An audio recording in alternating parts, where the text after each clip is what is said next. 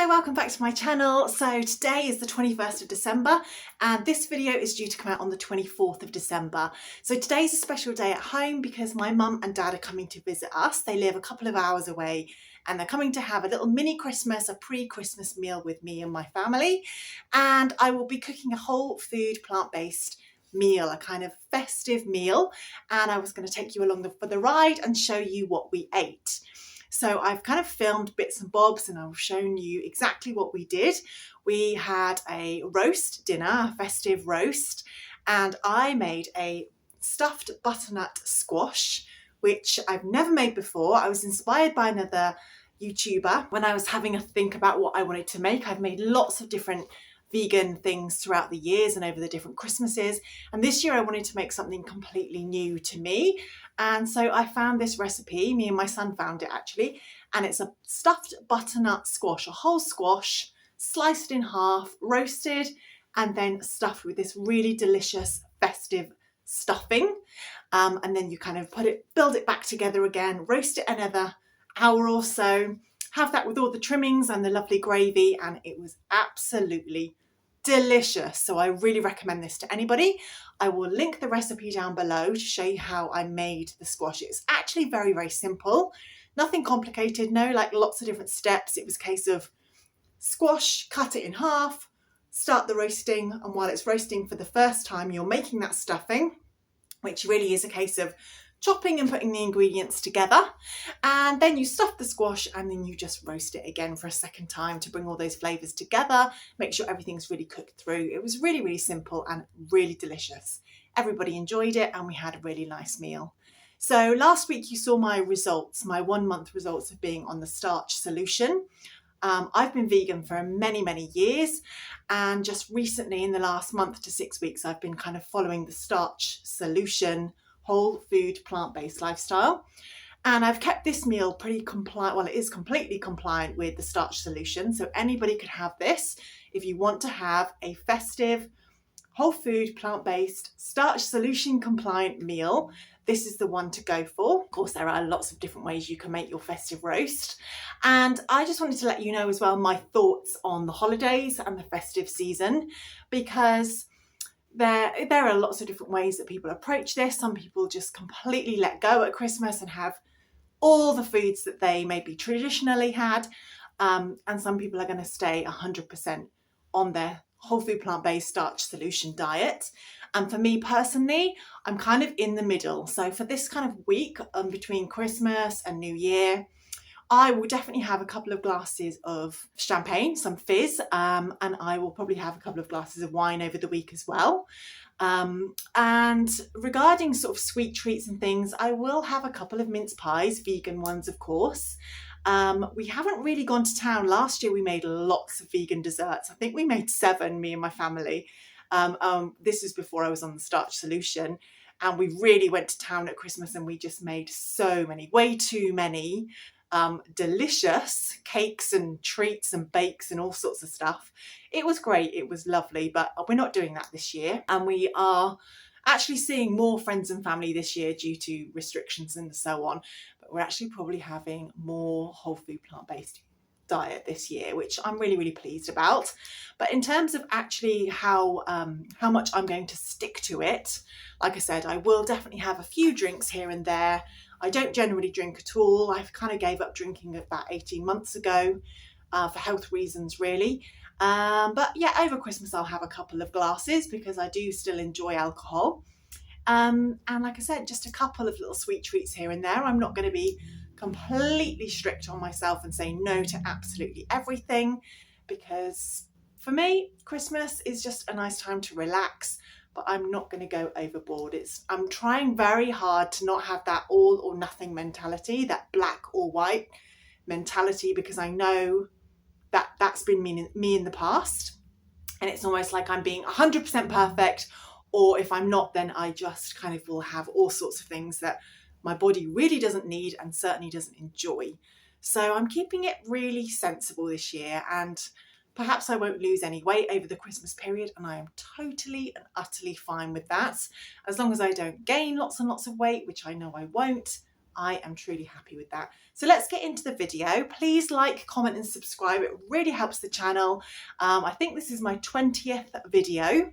So a little monumental moment for me. I know when I started this channel, I wasn't exactly sure which direction it was going to take and like how it was all going to go. But just lately things have been going really well, and I'm so happy and grateful to everybody that's enjoyed the videos. So if you'd like to leave a comment, I would love that, and tell me how things are going in your Christmas, because I know it can be a hard time of year, especially if you're entertaining lots of people that aren't vegan or aren't whole food plant-based. Then that brings up different challenges. So I understand that, and you know, we will be going to see other people in other people's homes as well, and I generally just take some of my own things with me, and it works out just fine. I try not to make too much of a fuss about it all. I've got two sons. One is completely 100% vegan. My other one is kind of 80% vegan, 80% plant-based, I should say. It works out fine, you know, we always make it work, and me and my eldest son, we are always 100% vegan. It's a definite lifestyle choice for us, and we've always found ways to make it work. So let's get in with the video. I will start to show you how I made this meal, this roast. So let's go. Okay, for this recipe, you get a large butternut squash, chop it in half and start roasting it in your oven. And this is how I make my roast potatoes. I've parboiled my potatoes with the skins on, and then I just chop up some herbs. You can use fresh or dry, it's fine.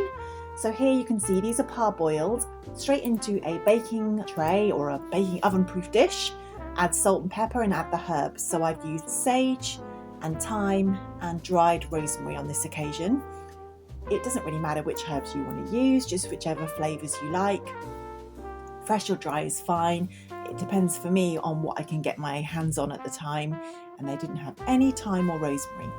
So now you're going to make your stuffing on your hob while that butternut squash is cooking. So in a big pan, I've got celery, carrot, onion and garlic. I'll put the quantities down in the description below. Keep an eye on the butternut squash. You don't want it too soft, maybe about half an hour. And also throw some nuts on there to roast. I used walnuts. So in your big pan, just use some water to saute your veggies. As you can see, I'm just making some stock over there in the back, so I had some water there, some veggie water. So now you can add in your herbs. We're using rosemary, thyme and sage. And give that a good combine. Add in a little bit more water if it starts to stick. So take out your nuts from the oven after about 5 minutes. You don't want them to burn. And also chop up some apricots, and you can now add this to the mixture. Again, give it a nice mix. Add in any water if you need to. We're going to add in some wild rice and some lentils as well. That gives it some good texture and more flavour. Some salt and pepper as well. And I'm going to add in a big heaped tablespoon of cranberry. So whatever you can get your hands on. If this isn't Christmas and you can't get cranberry, it's totally fine. Just use some jelly or jam. So once your butternut squash have been in for about 30 to 40 minutes, soft enough for you to remove a big part of the centre, that's the time to do it. It will depend on how big your squash is. So I removed the centre just using a spoon so that I can stuff the squash. And I kept this inside squash for a curry that I made the next day. But of course you can use it for whatever, or put it in your freezer and use it another time. And then you can just start to stuff the squash with your mixture, your lentils and rice and vegetables. So pack that in quite tightly, using the back of your spoon, kind of press it into the squash.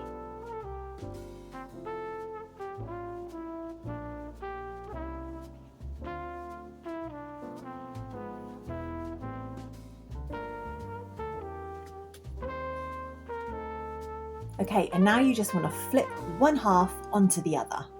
If it's packed in quite tightly, that won't be a problem. It won't all fall out. And then either using little wooden skewers, which I used here, or maybe some twine. Make sure it's just 100% cotton, stuff that you can use for cooking. You can fix it together. Also on my tray, this is where I added my cauliflower. This is just chopped cauliflower steaks, as people call them online. big chopped up pieces of cauliflower onto the same tray, and I added a little bit of pumpkin pie spice to keep it nice and Christmassy and festive. And the released juices from that squash are also going to give that cauliflower some nice flavour. So that now goes into the oven too, and as you can see, my 2 pans of roast potatoes are in there and they're all roasting together. So now while that's going on, I can start preparing my non-starchy vegetables. So I had carrot, Brussels sprouts and broccoli, and we also did parsnips as well. So these are vegetables that I just like to steam or boil, depending on my space in the kitchen and what other things I'm cooking at the time. I kind of do both. I sometimes even roast my vegetables, but I do prefer them steamed or boiled. And here you can see are my parsnips. With my vegetables here, I've just scrubbed them under the tap. I have tried not to peel them, and I am using a fruit syrup here, but I would recommend maple syrup if you have it. I didn't have any at the time. So this is a fruit syrup which just gives it that nice sticky sweet flavour. And there you can see the cauliflower cooked and all of my steamed vegetables. Here are some vegan pigs in blankets that are made from mushrooms and pea protein. And here are the roasted parsnips and also some stuffing, which I just bought from a packet, oil-free. And here we go. So the squash has been recooked again for about another 40 minutes. And you can see it's nice and golden on the top. And when you serve it, it's just absolutely beautiful. Really delicious. Everybody loved it. My parents aren't vegan, but they absolutely enjoyed the meal. And we had a really lovely time. It was just really tasty food. And it's just so nice to sit down to a big meal like this and know that it's really healthy, really nutritious, really good for you, and really, really tasty. Cutting the thin slices was a challenge, I have to admit. You kind of need big slices because if you cut it too thin, all of the stuffing just kind of wants to fall out. It was quite hard to serve somebody a thin slice. So I recommend going for nice big doorstop wedge slices, which is good anyway because it's Christmas. Have a nice big portion. So there you can see our finished product, and it was delicious. We had a huge jug of homemade gravy, and that was just made with vegetable stock, some cornstarch. Thanks for watching, and I will see you next week. And next week will be around New Year's Eve. So is there anything in particular that you are looking for that you'd like to know?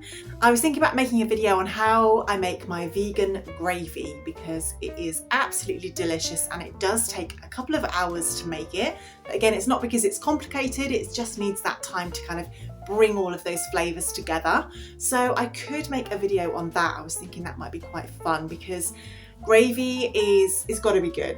It's got to be good, especially for a festive meal, a nice big roast. You really want the gravy to be superb because let's be honest, it is one of the main flavours and it's going to go over all of your food. And even though you can buy lots of ready-made gravies, they're not normally quite as nice as making your own at home. So if you'd like to know about how I do it and how I make that gravy, please leave me a comment below. And I will see you next week for another video. Take care. I hope you've had a lovely Christmas with your families, and I will see you next week. Bye.